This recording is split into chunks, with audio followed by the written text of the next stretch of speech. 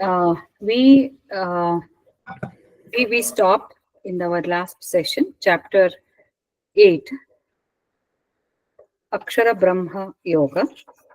And in that, we are talking about the nature of Brahma. And Krishna tells actually what he answers few questions asked by Arjuna to Krishna. What is Adhidaiva, Adhibhuta, and Adhyatma, Karma? All those 7 questions he asks, and Krishna has explained. We have discussed all that.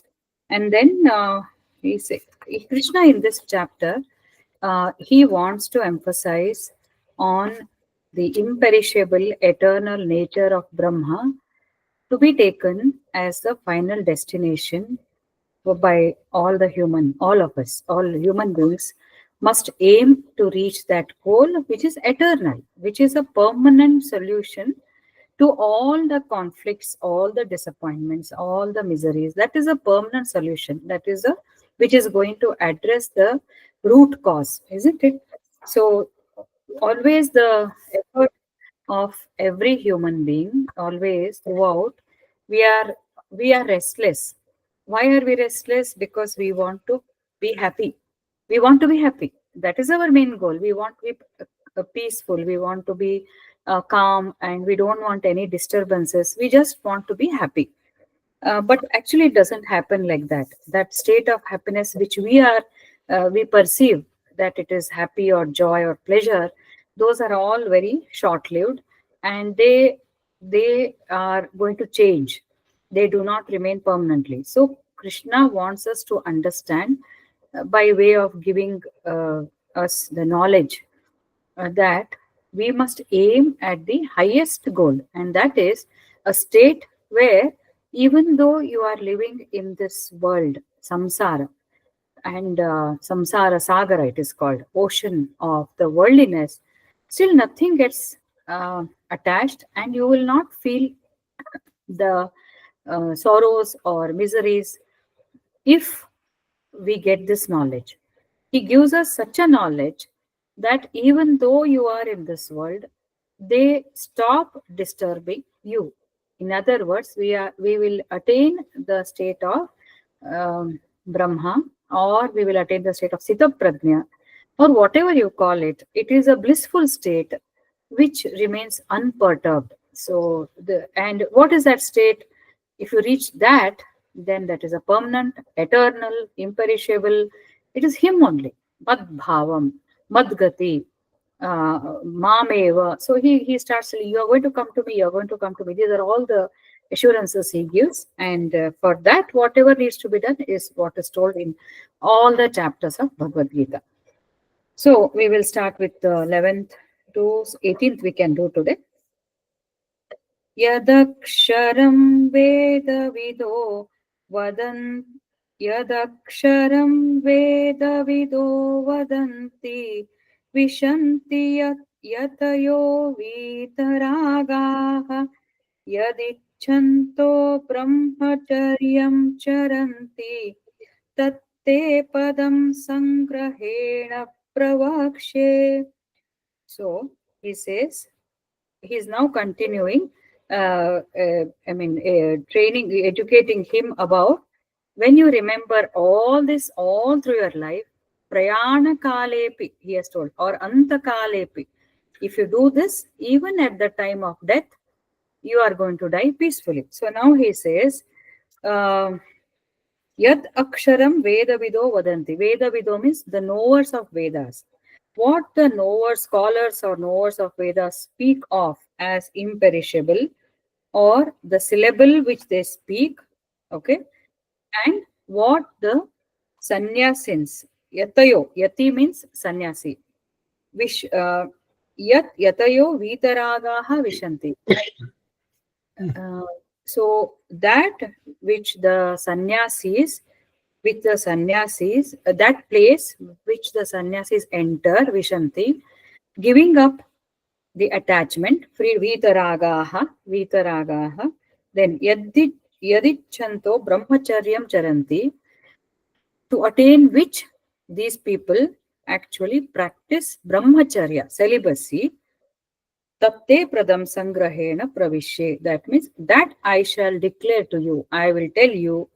Sangrahena means in brief, I will tell you. That means the place which you are supposed to reach, which the knowers of Vedas describe as Brahm, as Aksharam.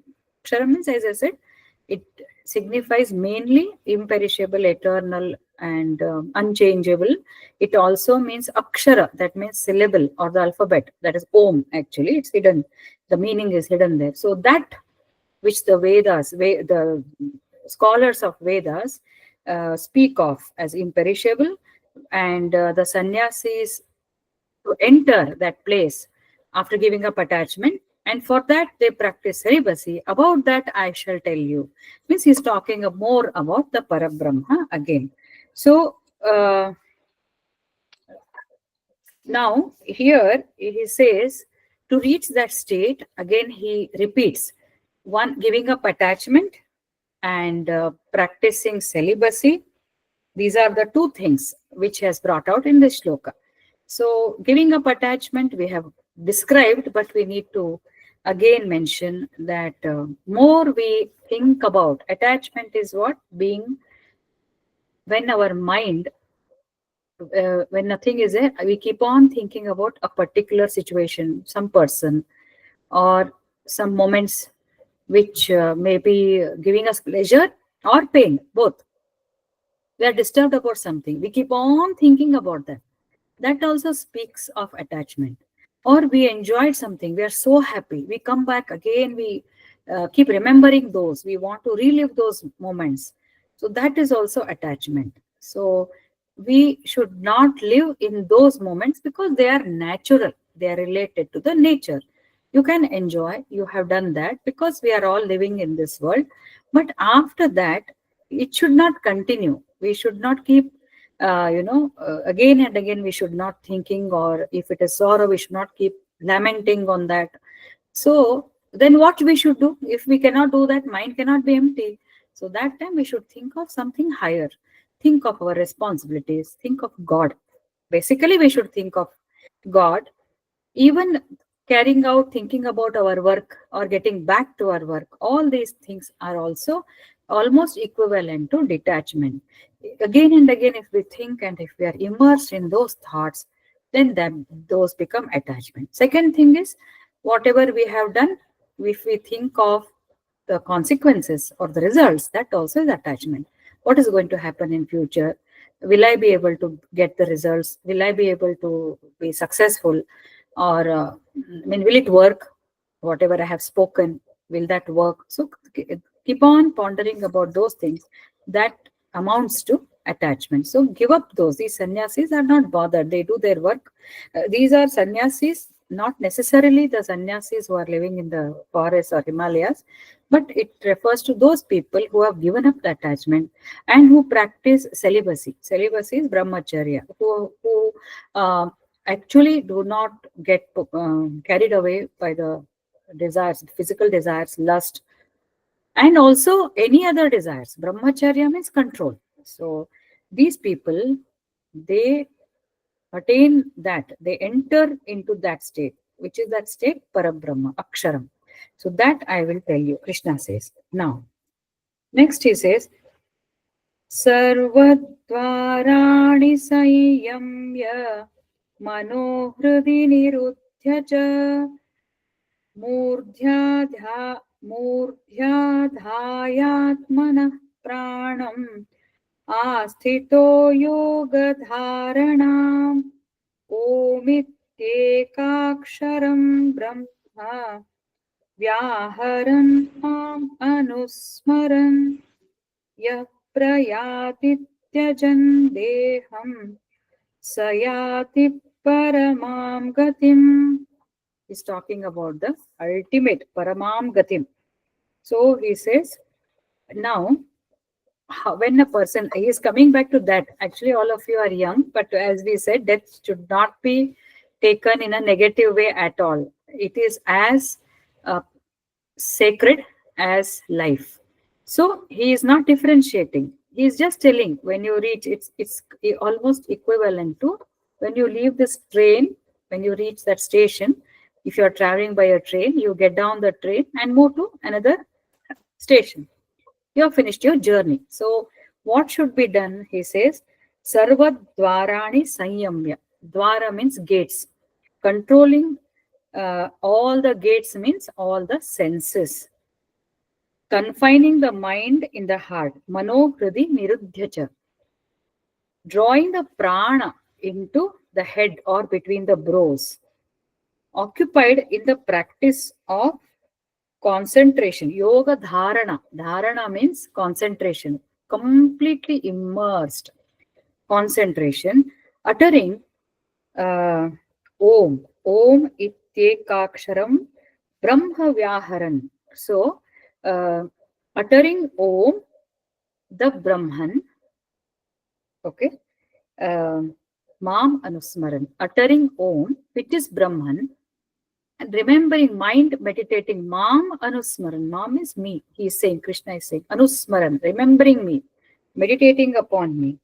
Yaha, he, Prayati, Tyajan Deham, he who leaves the body, Sa Yati Paramam Gati. He gets, one who so departs, leaving the body, attains the supreme goal, Paramam Gati. So, uh, in the previous chapters also, and the chapters which we are going to cover in few ahead of this 8th chapter also, he is throughout talking about how we should live. In between, he brings how you should leave your body. So both are interconnected, isn't it? Last time we said how we give up this body, with what composed state we give up this body depends on how we have lived throughout, how we have lived our life. Assuming that we have lived, I mean, a person who has lived completely in bhakti, in karma yoga, who has been practicing yoga, now when the last stage of departing this body comes, there also he has to be in that meditative mode, and there is a method by which you can attain the supreme goal. That beautifully he says. So now you have every day practiced. So this is, as I said, for elderly people, like elderly or people like me, we have, so assuming that we have done regular meditation, regular bhakti, good work, good karma, and we are enjoying that bliss. Now the time has come, the body is no longer able to sustain. So we feel we should give up this body. At that point of time, imagine if I was a yati or sannyasi as prescribed in the previous shloka. I have given up all the attachment, I have practiced celibacy, everything. Now the time has come. So at this point of time, how people such people do is they control all the sarvadvarani, means all the sense organs. They meditate. When you meditate, you should control your hearing, tasting, listening, everything. You just have to focus, concentrate, dharena, confine, and then fix your mind on your heart. When you control these sense organs, what happens is automatically the brain will not process. When you control means you start focusing on your heart, because heart is supposed to be anahata chakra. We have seen those chakras, no, of evolution. So this anahata chakra, we should concentrate on this heart, withdraw all those senses. That means I'm no longer interested to enjoy the delicious food or listening to some stories or gossips or whatever, worldly affairs overall. Worldly or whatever, I don't want to. I just want to be calm and withdraw my senses. Eyes, ears, smell, taste. Withdraw means I'm not responding. Rather, my entire mind has gone to my heart. And then he says, controlling or occupied in the practice of concentration and prana in the head. We draw the prana. That means when we do pranayama, there is a technique. Just to draw the prana and fix it in the head. That actually, I was going through, in our practice of meditation, we are taught about pranayama. Anybody who is practicing kriya, or there are some Sri Vidya, I told you, I think Sri Vidya, Shambhavi Kriya, very beautifully they teach on how to control your breath. Prana is actually, it is used synonymously with breath, but prana is the major life energy, life force. So controlling that will control all the nadis, they say. Nadis means different energies which are controlling the various physiological functions.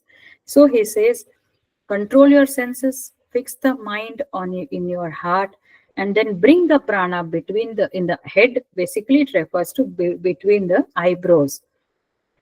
Take the breath like that and fix it over there. This requires regular practice. It's not that overnight when I'm sensing that I'm about to die and suddenly I start doing it. Doesn't work like that. We need to practice this meditation throughout, learn to control this prana, and at that point of time, as I said, if you regularly meditate, then our mind will listen to us. So that we should bring there, and then we'll chant Om. So that we do, and fully Mam Anusmaran. Focus your mind on Krishna. Control the senses, fix it in the heart. Focus on Krishna means imagine that he's in your heart, and then chant Om. And this is how, if you are able to leave your body at the time of death with so much of control on your senses, on your prana, on your body, then definitely Krishna says you will attain the supreme goal. So, this control of senses means we must be able to order these sense organs not to respond to any external stimuli. That comes with regular practice uh, of meditation.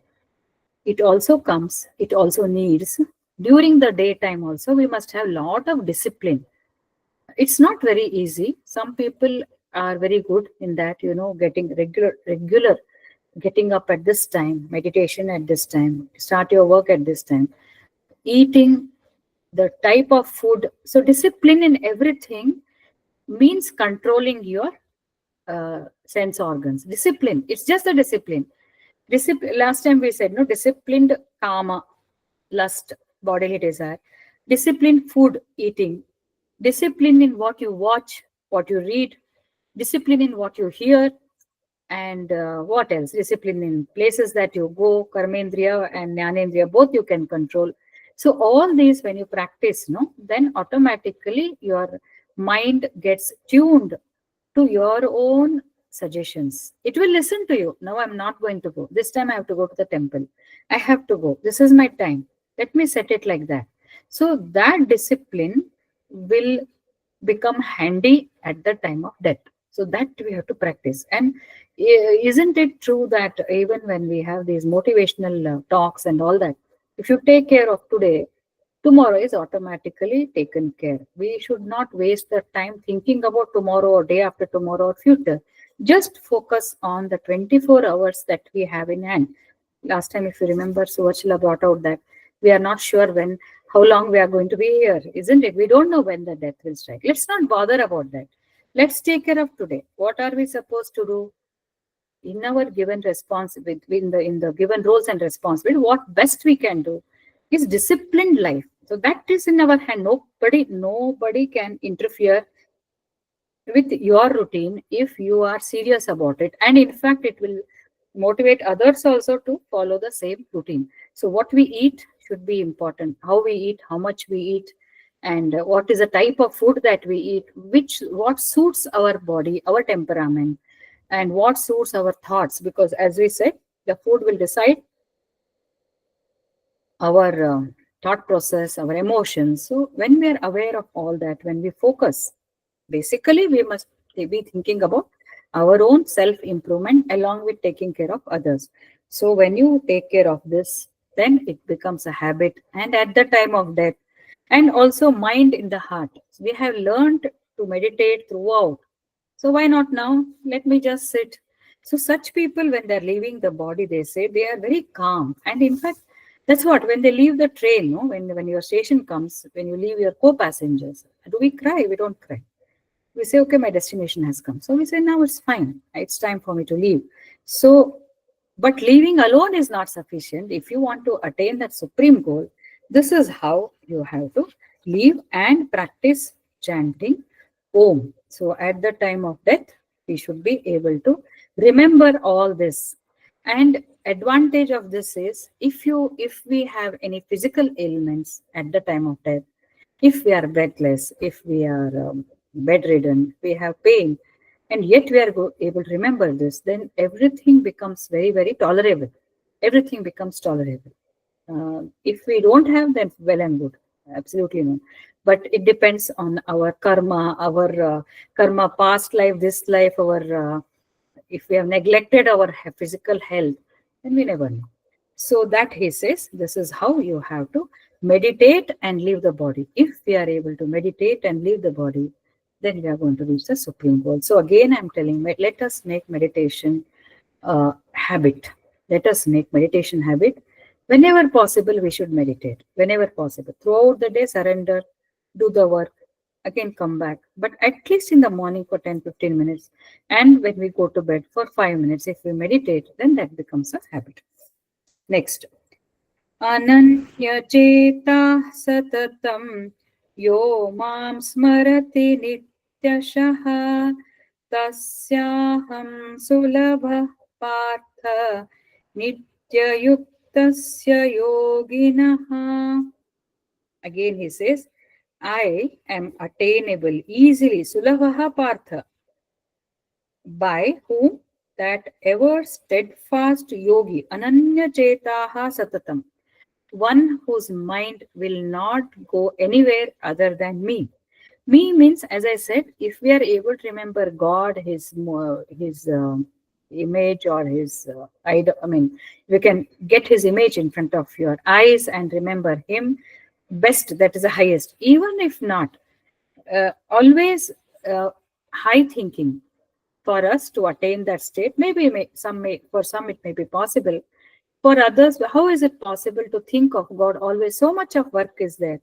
Yes, it is true. But when you make that as God's work and when you surrender, remembering him, no need not remember Krishna or Shiva or whatever with their picture or something. Just focus and remember that it is his work. And anything which is higher than average, anything which is for the benefit of others, any thoughts, that always think, how can I help these people? How can I help so many people? How can I bring a change towards positivity? This also is a type of meditation to begin with. Later, we must get into the mode of Krishna or mode of Shiva, whatever, whichever you want to say. So, Ananya Chetaha Satatam, Satatam, always he is not carried away by any other path. Who recons with single mind. Ananya Chetasaha means without going here and there. Smarati Nityashaha, regularly, who remembers me constantly, daily. Tasyaham Sulabham, one who remembers me constantly and regularly. How many words he has used to emphasize the consistency? You just see. Ananya Chetaha is one direction, no other direction. Satatam is continuously. Okay, always. Nityashaha is regularly. Tasyaham sulabham partha. Tasyaham sulabhaha partha. Again, nityayuktasya yoginaha.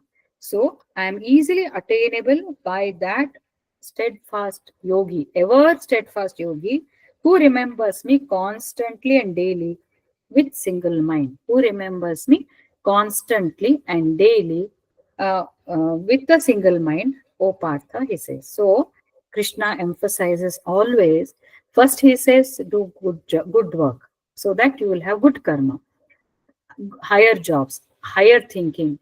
Do not get into petty things. Look at larger interest. Let go, forgive, all that he says.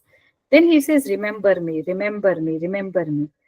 This remember me or surrender has got two things. One is, by remembering him, if our mind has to be always occupied with something, isn't it? So if you remember him, then it doesn't go obviously to any other path. But remembering him is not so easy. So for that, we should again sit every day for 10 minutes and meditate. And also, in between, if you want to remember, you can put some reminders on the table where you are working. You can put an image. You can put good quotation. I'm sure all of you would have done that. This is for people who are yet to start or who feel that mind gets deviated. It's very common because of Maya, isn't it? So, if you do that, then Nityashaha. satatam, regularly. So mind doesn't go here and there. And as I said, the energy that flows because of his constant remembrance, that will definitely help us in easing out our day-to-day activities, because he's flowing, decision making, words that we speak, communication, body language, everything becomes very, very easy. And in fact, the sulabhaha, stasyaham sulabhaha, he says, they will, who remembers me constantly, I am easily attainable. Attaining Krishna means one is moksha. Before that moksha, attaining him is getting his divine qualities. I will put it like that. Going closer to him, remembering him, will also mean that we are getting his qualities. And I'm supposed to carry out some work in the whole day. I am a householder, I am a professional, I need to work. And then that work becomes very, very easy because we have got his companionship. So that therefore he says, constantly you try to remember me, constantly, no other path, remember me always.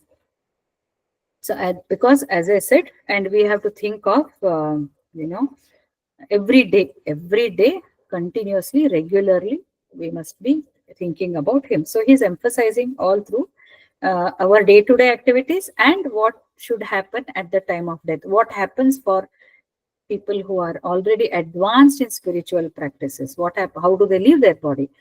This gives us a hope, because let me again remind us that it is said, I don't know, Swami Mukundananda says in one of his commentaries, when you leave the body, when the soul leaves this body, it is very, very painful for an ordinary person. Very, very painful. It is equivalent to stinging of by 200 scorpion stings. The pain is equivalent to 200 scorpion sting. So when we are eased out like this, maybe our pain will be much less. Peacefully we die, peacefully we leave, peace to enter into his abode or into better life in our next birth. माम् उपेत्य पुनर्जन्म दुःखालयमशाश्वतम् नाप्नुवन्ति महात्मानः संसिद्धिं परमां गताः. So Krishna says, Mam upetya punarjanma dukkhalayam ashashvatam napnuvanti. He is saying that when you attain me, he says, Yatasyaham sulabham partha, you will attain me easily, he says. I am easily attainable. And the 14th shloka, he says. Now 15th, he says, now if you attain me, when you attain me, then there is no punarjanma, there is no rebirth, which any birth is dukkhalaya, and it is ashashvata. If you get that birth also, what is the use? You're going to die again. So janma itself, life itself, it's valuable if you take it positively and for sadhana and for spiritual practice, for evolution. Otherwise, it is full of dukkha and it is not going to be permanent, because you will think, oh, I got everything, I got a home, I got so much luxury. One day, everything gets washed out in tsunami or earthquake or bomb blast or whatever, or maybe somebody will steal it.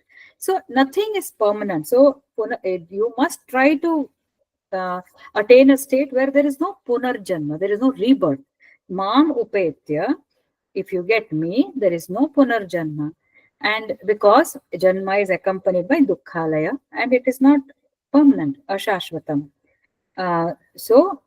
Reaching the highest perfection and having attained me, the great souled ones are no more subject to rebirth, which is home of pain and which is temporary. So, do you agree that the life is full of, if you say life is full of sorrow, dukkhalaya, Krishna has told dukkhalaya, do we feel that life is only sorrow? Haven't we had our share of pleasure or happiness? Can I get answers from you? It doesn't mean that we are sharing in general, you should say, in general, do you think life is full of pleasure or full of pain or a mixture or more of pain? What is your perception? Yeah, so Achala? Yes, ma'am. It's a mixture of both, because if I say for my life means, I had both good Yeah, times also I had, medium also I had, like it's a mix of all. mix of all. Yeah, you are half my age or maybe lesser. Okay, all right. Okay, I'll come to Padmini. What do you think? Mixture? No, I need not say it's your. In general, you have to say it's not yours or anybody's. What is your perception? Life is full of joy, full of misery, mixture. What is the meaning? What is the perception? Kavita? Ma'am, life is actually beautiful. Of course, Mm. to know the beauty, we have to go through the unwanted things, the sorrow. Only when there is contrast, you will be able to appreciate the better things in life. Very beautiful answer, Kavita. Very Otherwise, beautiful. if it is the norm to be beautiful and happy, we will not appreciate it. Will not appreciate. So it should have both. And life is beautiful if you know if you become wise. Correct, Kavita? Yes, When ma'am. you know what is life, then life. Until then, it is sorrow. If a person is not aware, if a person does not think deeply as your thought, then life is full of sorrow. Correct? You understand? Am I right? Yes, yes, If you ma'am. Yes, don't ma'am. know about it, yeah. Mm. Peter, what is your take on Or this? it could be how we take it also, ma'am. Some people are very less, also they are very happy. Correct. So it Yeah. may be It, mix of both, but how you consider both situations, how both. you manage both Correct. situations. Correct. It depends on how it is perceived. Correct. Peter, what do you feel? Well, I think that I refer to it was somewhere in Vyasa's commentary on Patanjali. He says that even uh, the wise man knows that even happiness leads to grief. Oh, That is the idea that everything, even that happiness in life, whether it's from a sweet treat or from love, is impermanent and will lead to uh, grief and sorrow unless there's awareness of the Atman. correct. Great. Very good.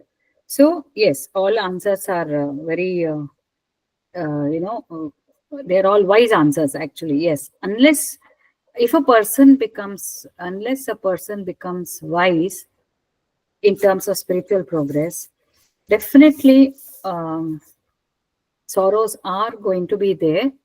And Padmini, as you said, it depends on our stage of evolution. If a person doesn't know anything and he takes everything very superficially, and that emotion, dukkha comes it's an emotion. Sorrow is an emotion. Only when a person goes a little deep, why did I have to go through this? That is the starting point for actually evolution. Why did I have to go through? And then he starts exploring why. Then he understands. Then he starts, even, I mean, let me not bring any spiritual context also, because everybody is spiritual within. If he reflects and if he uses his wisdom and if he's open for understanding, where did I go wrong, then he'll find an answer if he's open for that. So that evolution starts slowly bringing him an answer for his suffering, that relieves his suffering actually. So, as all of you have put it, more the wisdom, less is the suffering. More the wisdom, less is the suffering. And ultimately, when we reach that Paramam Gatim, when there is no Punarjanma, that is the end of suffering. Until then, as long as his body is there, as long as his mind is there, as long as buddhi is there, as long as we have sense organs which are taking us in all the directions, suffering is bound to be there, and it's an inevitable component. Happiness invariably, as Peter said, invariably it leads to. But if we are wise, as Kavita said, if you're wise with this thought, that happiness is going to, I should not be over excited, because this is not going to be long lasting. It's not permanent. This too shall pass. Happiness also shall pass, only to lead to misery, because for one or the other reason, whether you are right or you are wrong or whatever. Very interesting commentary by Swami Ranganathanandaji. It's Lokamanya Tilak. I am sure you know Tilak was a freedom fighter. He has written an excellent commentary. We should read that, Gita Rahasya. In that, it seems he has put as happiness as a ratio. Happiness is enjoyment of happiness divided by desire for happiness. I'll come to this.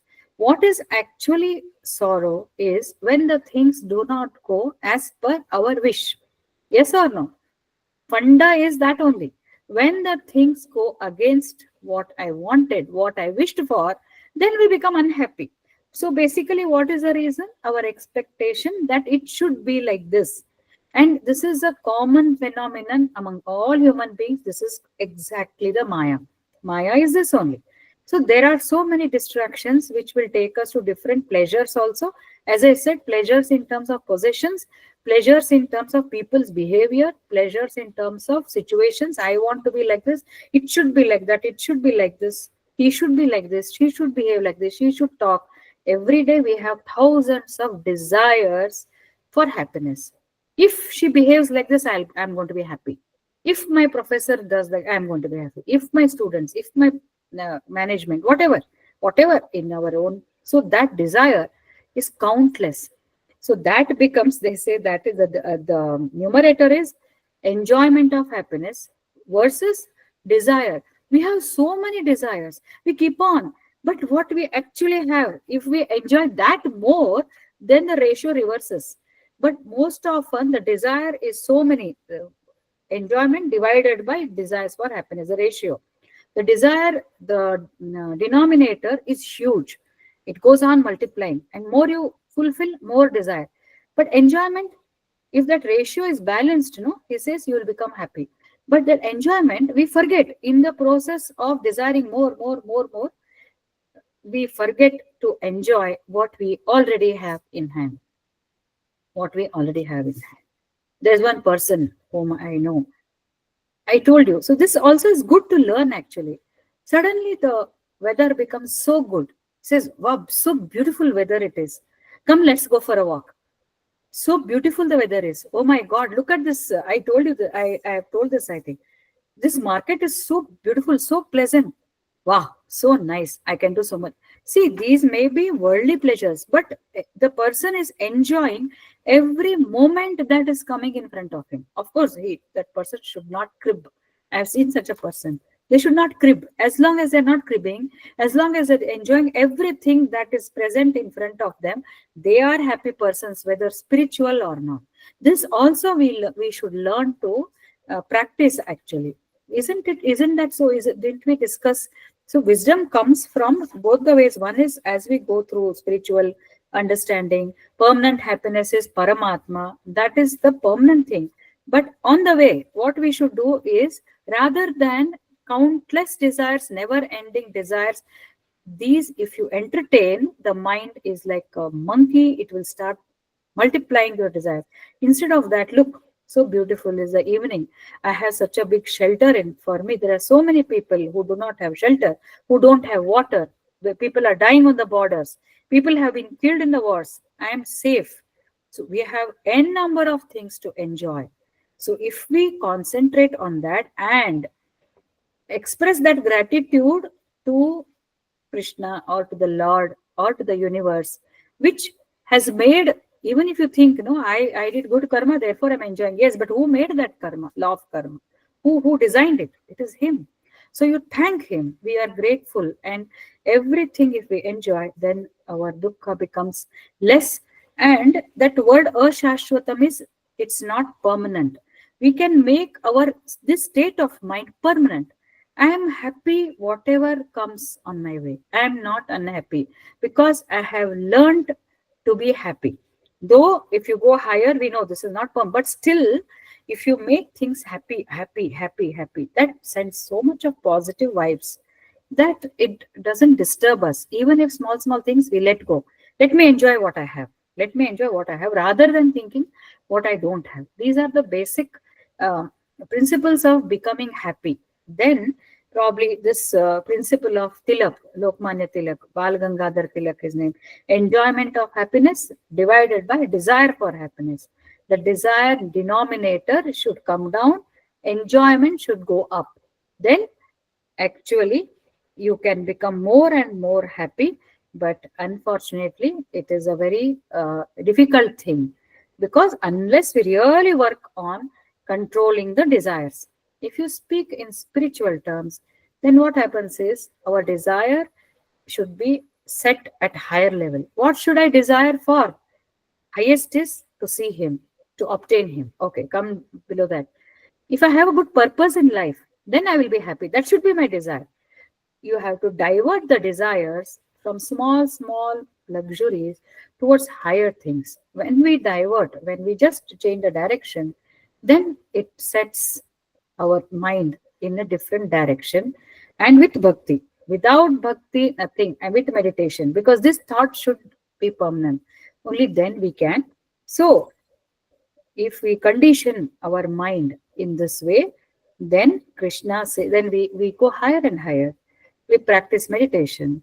We will come to know that exact wisdom, as she said. We will become wiser. What is truth actually? And what is Maya? What is Prakriti? What is impermanent? Any short-term benefit, short-term happiness, any selfishness is not going to take us anywhere. So if we start working in that direction, then one day we will attain him. We will give up the attachment, and we will have disciplined senses, because our desires are controlled. Our desire is something higher, and then we attain him. This is the ultimate, actually, after so many births he has described in the previous chapters. So that time we attain him. Once we attain him, where is the question of rebirth? Where is the question of dukkha? Dukkha is not existing. And we attain that state from where there is no actually coming back. Until then, it is pain and pleasure, pain and pleasure, pain and pleasure. So one is we should learn always to be happy. And second thing is, uh, even when we are in pain, we should take it as an experience. Easy to say, but difficult to practice. How can we accept sorrows or pain? How can we sail through? Is by proper logical thinking and bhakti. Both should be there. Logical thinking will say, this is my karma. And I mean, what I'm saying is, this thought has to be practiced. It's not overnight we can get this kind of thoughts or state of mind. So when we are going through a lot of pain, one is japa or meditation definitely helps to sail through. Japa or meditation, thinking about the God, that is one thing. Second thing is, along with that, we should convince ourselves that whatever suffering is there, it's my own doing, and nobody gets a pain which he or she doesn't deserve. Whatever you deserve only you will get. Sometimes knowingly, sometimes unknowingly we would have committed mistakes. So it's okay. The fact that I'm suffering means my karma is getting reduced. So let me, this one. Third thing is, we're saying that we should not, having said that, we should not stay without acting. We should act. We should take actions to find out what is the cause of that pain and relieve, get yourself relieved of it. In case you are not able to do it, I mean, it's inevitable that you have to face it.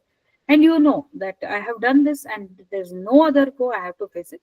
Just continue doing chanting and all, because this also is ashashvatam. This too shall pass. Dukkha also shall pass.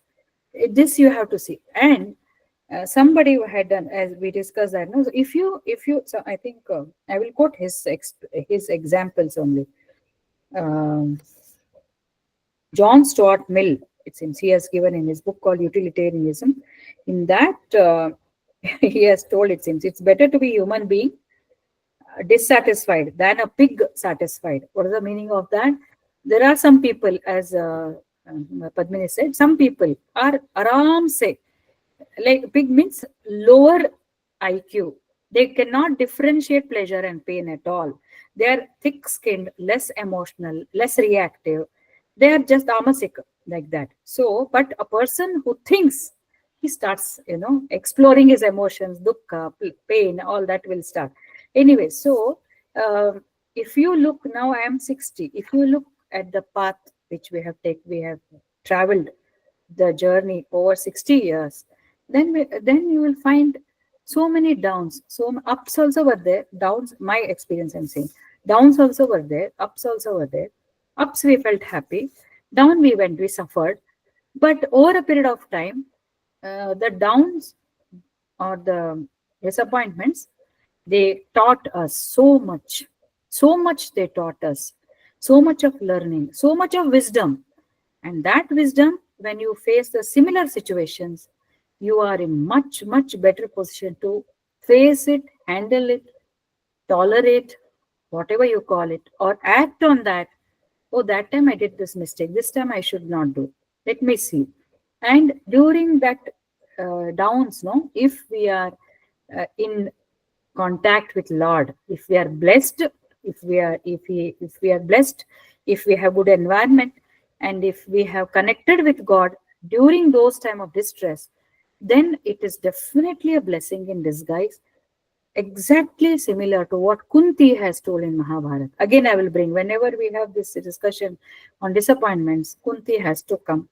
Kunti says, only when disappointments are there, Krishna, I will remember you. So keep giving me those disappointments. And what a life Kunti had. Look at that. What a life Kunti had. But in the end, she became so wise. Kunti's Stuti has become very popular in Bhagavad Puran. So disappointments must be always taken with the poise, just relax, and it hurts. Definitely it hurts. Definitely it bothers. But if you think it as our own karma, God's prasada, now what? Krishna guide me. Now what I should do? Action is required. Action is required. Acceptance is required. Surrender is required.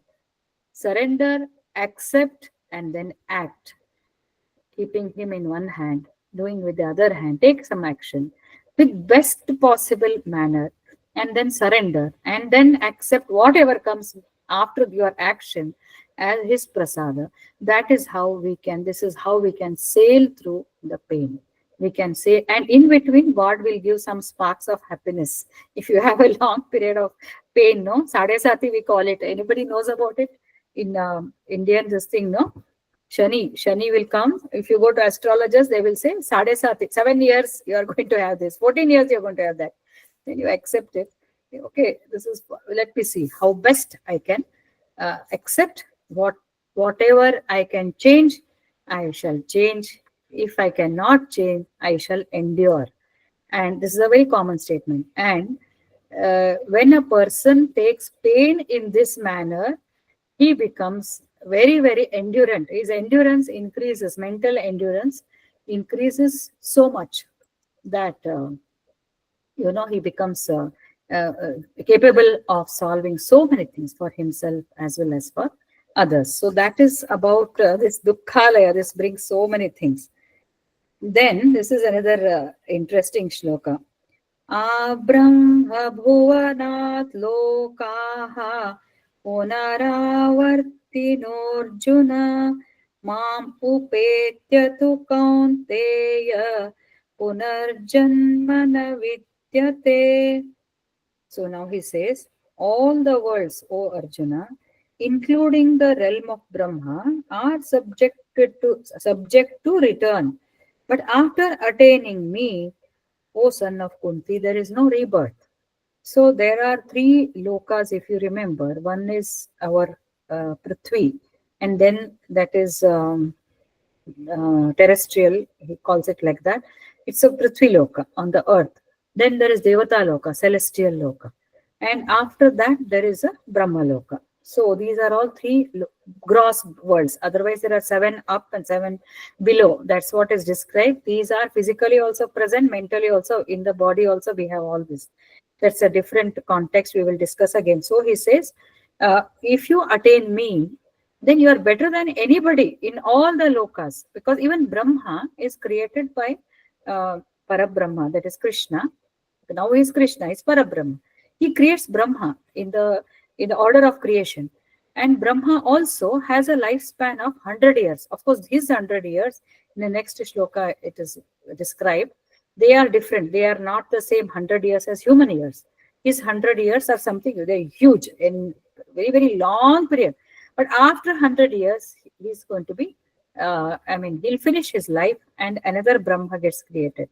So until only when all these people attain me, then they are going to be relieved. Until then, they are going to be there. Of course, for Brahma, suffering and all is not like us. It's a creation. He has got a different world of his own. But for Devatas and for human beings, Devatas also cannot get rid of their lives. They have another set of duration. Their time period is different. But again, they have to be born. And they have suffering. They have everything. But human being, on earth, if you come and if you attain me, then there is no rebirth for you at all, for anybody. So he says, even in the realm of Brahma, they're all subjected to return. But after attaining me, then that means after death you go to Brahma Loka, still you have to come. But if you attain me, then there is nothing. So if you remember, we had discussed some context where if you do yaga, yajna and all, people do that to reach Swarga. Swarga is a place of Devatas and others where they say there's so much of pleasure, so much of luxury. You don't have everything. You are taken care of by so many attendants and you really enjoy. But then once you finish your punyas or your good karmas, you have to come back. This can also be equated to our good days in life. If you have done good karma, you will enjoy your life. That is almost equivalent to Swarga on earth. It is Swarga environment only. No, nobody is there to scold you. Nobody is there to question you. You have your own liberty. You have your own freedom. You are rich and you are healthy. Everything, if you have, no, that is almost equivalent to Swarga only. But until such time you exhaust your good karma, then again you will have to face the consequences. So he says, but if you attain me, then that is once for all, it is done. So that is what he says. And then for today, I think this can be taken as the last one. Sahasra yuga paryantam aharyat brahmano viduhu ratrim yuga sahasrantam teho ratra vido janaha. So last, I think in Bhagavad Purana we discussed this. They who know that day and night of Brahma, Sahasra Yuga Paryantam, Aharyat Brahmano Viduhu. So, which ends in thousands of yugas, and the night, which also ends in thousands of yugas. Actually, it is Yuga Chakra. There are 4 yugas. One cycle has got 4 yugas. One yuga that is called as cycle, yuga cycle. So thousands of such cycle make one day of Brahma. For Brahma, no, Brahma's creation, if you remember, we have discussed that Brahma, when he creates manifestation, when he creates, no, one day of Brahma is called Kalpa. When he creates, the time cycle is, am I audible? Yes, ma'am. Yeah. Okay. Yes, So ma'am. that time cycle, if you remember, we have discussed that, isn't it? How many yugas make one day of Brahma? It is 1,000 yuga cycles. They make one day of Brahma. So, and at night, no. So during the day, the universe begins to evolve, and whole day the evolution proceeds. We have discussed, no, Sarga, Visarga, all that will start, and then different avatars come. Everything will start. End of the day, that is called as Pralaya. So end of the day, what happens is whole return story is called Pralaya, end of cosmic manifestation, end of cosmic manifestation. And this will go to more than 432 crores of human years. 432 crores of human years. So it goes like that. So again, everything goes back with their karma. With the karma, we go back again to be born in the next creation. So this is how So he says, he who knows, uh, they who know the true measure of day and night know the day of Brahma, which ends in 1,000 yugas, and they also knows Brahma's night, which also ends. So they have the same time period. So we must understand that we are just a tiny speck. Recently, somebody said, Hanuman goes and asks Rama, it seems. Um Something he says, did you come to this earth before this Janma? I want to know about this. So then Rama gives him one ring, finger ring, and he puts it, he makes, he breaks the earth there, he puts his ring there. He says, Hanuman, go down and get this ring for me. Get this ring back for me. Hanuman goes down to Patala Loka, that is what is described in Purana, and there he goes and he sees the Nagas who are kings of this Patala Loka, and there's a big mountain of these rings, small finger rings. And then Hanuman goes and asks that king of Patala Loka, what is all this? I have come to find one small ring of Ram, and I'm seeing a mountain of such rings. What is the meaning? So that Naga says that this is not the first time Rama has come to this earth. Several times he comes, several times you come, and every time this happens. So this indicates that so many times Rama has taken birth on this earth. So if you understand, 1,000 yuga cycle means in every yuga there is avatar. There is Rama avatar, there is Krishna avatar. It ends. One more yuga begins in one day of Brahma. So multiple times Rama comes, multiple times Krishna comes, multiple times other avatars come. So one Srishti of Brahma, no, it includes all those avatars, and it ends. And one more. So like that they say, and now it seems we are in the 51 year, our Brahma now, our current Brahma is 51 years old, according to Brahma's years. We are in his 51st year of this Brahma, and whenever they do this Yaga Yajna, they chant this. They mention this. So we must understand that our birth is like, as I told, it is not even like an ant, it is like a microbe, bacteria. We are so insignificant. We are so insignificant. But look at our ego. But look at Krishna's blessings also. Even though we are so insignificant, he has entered us. He is there as Atma, and he wants us to evolve. He wants us to go through all this Bhagavad Gita, Bhagavad, and all that. So at least if we consider that in the whole of this creation, and also remember one more thing, apart from these yugas, no, there are multiple universes, metaverse, multiple universes. Each universe has another set of Brahma, and those another Brahma is there. Thousands of Brahmas are there, it seems, multiple universe. And for that, our Parabrahma Krishna is the creator. So we don't have multiple Parabrahmas. There is only one Parabrahma who has created who, and with his Yoga Maya, he is the creator of metaverses. In each universe, there is one Brahma, there is so many yugas, and there are so many avatars. Again and again, it keeps happening. So imagine how insignificant we are, but how important is our life, and how significant is human life. In that also, he says, though we are so insignificant, human life is very, very rare, and therefore we must make best use of this to, get rid of this suffering. Because when we come down to our level, from that level of creation, this itself becomes a big challenge for us to lead a human life, to face people. We are all happy now. We are talking about wisdom. But when we come out and when we face, then actually the problems start, isn't it? Aren't they like our mathematics? Mathematics problems are easier to be solved.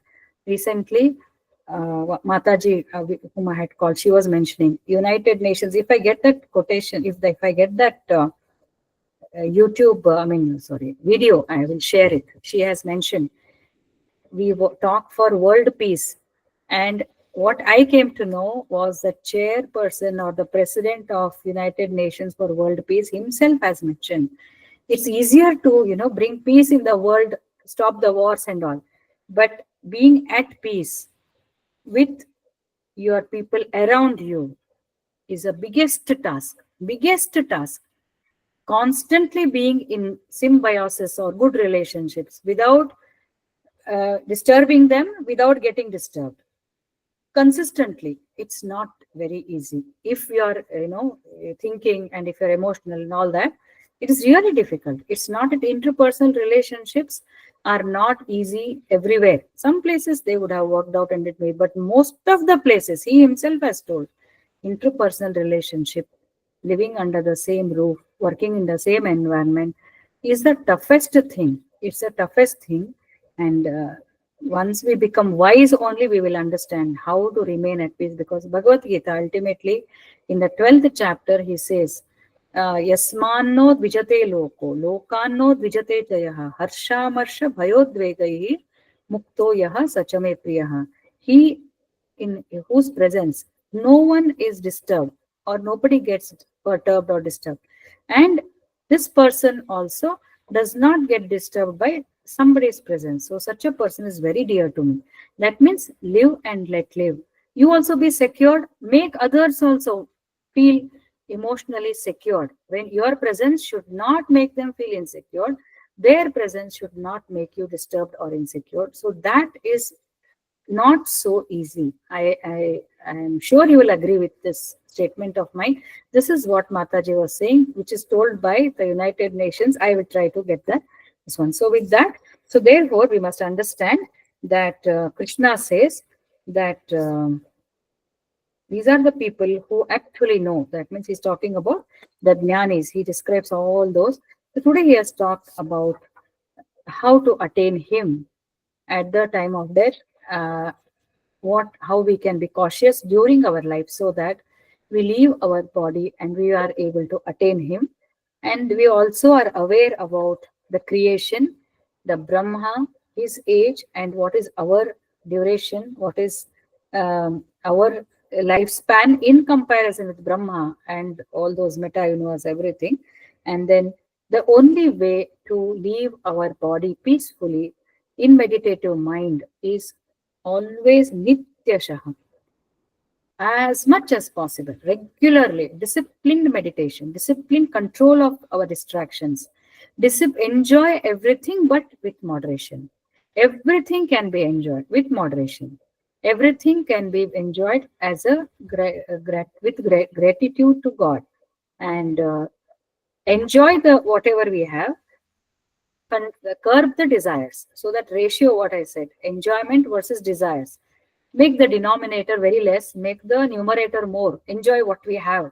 Substitute that thought of desires with enjoyment. What I have, I should enjoy. We can actually start writing. We wrote that some time back. Write what we have and enjoy that. Enjoy every minute, every moment, every minute. Enjoy the food, enjoy the movie, enjoy the company, everything. With constantly thinking about him, expressing the gratitude, and curbing the additional desires. So that with that we wind up for today. Open for discussions.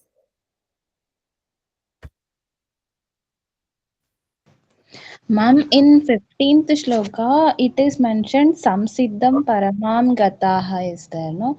Yeah. Paramam means here they have Supreme. given uttamam, Yeah. Yeah. yeah. Supreme. Samsiddha, yes. And samsiddha is moksha they have given. Correct. So moksha is, I mean, it's a state of I mean goodness, I mean it's ultimate, no ma'am. So Yeah. why Yeah. they have mentioned as supreme, I mean why they have attached that word? Is there anything? No, all are actually synonyms only. See, Punarjanma, Mam Upetya, Punarjanma Dukhalaya Shashvatam Napnuvanti. Punarjanma Napnuvanti is also moksha only. It doesn't get Punarjanma means moksha. Yeah. Okay. Yes. Punarjanma, which is Dukhalaya Ashashvatam Napnuvanti. Because he has attained some siddhim paramam gataha. Because he has attained that samsiddhi means perfection, spiritual zenith. That is samsiddhi. You have attained the highest in spiritual practice, right? Some siddhi is attaining that state, that is moksha. So he has again he has emphasized. Oh, see, if you see, no, even in the previous 14th also, he repeats it. Satatam, nityashaha, okay, nitya yukta. He wants to emphasize. So having attained that, so I don't think not nuvanti mahatmanaha. Since they have got some siddhim, paramam gataha, there is no punarjanma. Okay. I mean, I thought in moksha, it's like the sentence is starting like the uttamamaina moksha. It started like that, ma'am. So, Meaning, hmm. ha, No, when moksha you means translate, yeah, moksha, moksha. paramam, correct. Sorry, go ahead. No, continue. Ma'am. The Moksha the is translation the starts like that. You are saying the translation. yes, Yeah. ma'am. So when you translate, no, you can't go in the same order. Even here also, reaching the highest perfection, having attained me, it starts like that. Samsiddhim paramam gata. Translation wise, that statement comes first. So don't worry about that. Get into the core meaning of the shloka. Yes, ma'am. They Okay. have arranged it like that. So it means the same. Okay. Okay. Yeah. Yes, ma'am. Anything else? When you speak of enjoying everything, as you were just saying, that to me seems like it is santosha, Santosha. Yes. which to me is different than pleasure. Okay. How? It's contentment. It's equanimity within both pleasure or pain. That is okay. So you are saying santosha is different from pleasure, enjoyment. Mhm. Okay. Point taken. Yeah, that's all. That is And what we were talking earlier about, the mixture of pleasure and suffering reminded me of the sloka 38 in chapter 2. yes. Sukha dukkha same kravat. Correct. You are right. So yeah. These are two levels of our uh, enjoyment. Okay, our two levels of I should call as you can say enjoyment or pleasure. At a lower level, let us first enjoy whatever is given to us. Levels, I'm saying, as we evolve. No, first thing is, why shouldn't we enjoy whatever is given uh, until we become little wiser? As we progress, no, then we will reach that state what you are saying. We should be happy whether it is sukha or dukkha. Sukha dukkhe samay krutva, that equanimity and a state of bliss. And I will be happy whether it is giving me sensual enjoyment or it is giving me pain. I want to be happy. That is an evolved state. But what I was referring to was a little, initial stages. I don't call it as lower stage. Let us not make ourselves pathetic by saying that life is full of dukkha, because actually it is that, but it's okay. First, let us enjoy. Based on this Tilak's this thing, what I was saying is, um, let us be grateful and let us enjoy, because of some good karma, whatever we do have pleasures which are very small. I understand, like, going for a trip is a small pleasure, but let us be happy there. Let us make our habit, or let us make our condition ourselves to be happy with whatever we have. To some extent, it is contentment only. It is contentment. Then we go to a state where as we grow, if we start enjoying this. And not only that, second thing is, it is a prasad, Krishna's prasad. It is what we have got. Let us be grateful. If we have this combination of these thoughts, then we will grow. And then even when the pain comes, it is his. We will be able to take it. But before going there I thought this will be one of the, as per this commentary, even the lower enjoyments means don't get immersed in that.